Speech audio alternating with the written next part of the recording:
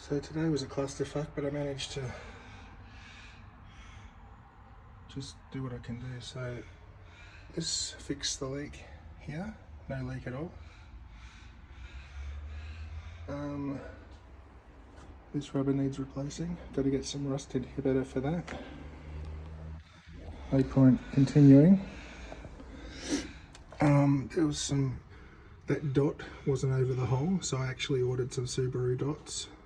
I don't know what they are, but yeah, alcoholed it and put it down. Wasn't going to pick up the other one. And then there was a little bit of water here. Nothing major, but you know, while it's all apart. And then I did that a little bit more because the water was around this crease and around here.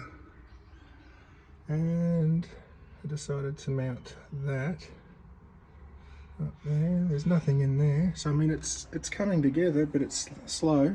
I didn't need to do that. There's no water.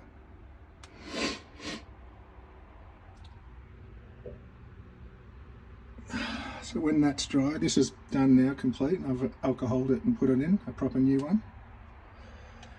Yeah. 1, 2, 3, 4, 5, 6, 7, 8, 9, 12.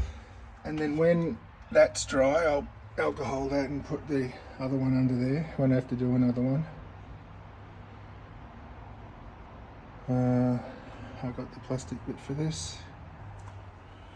Might even, no, that's broken, so forget it. There's no.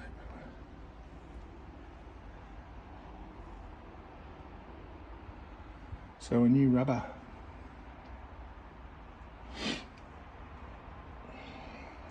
Stop the leak though,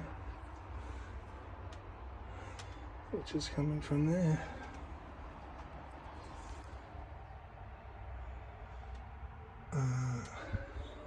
I vacuumed up here, around here, thinking I was going to finish it today, but no.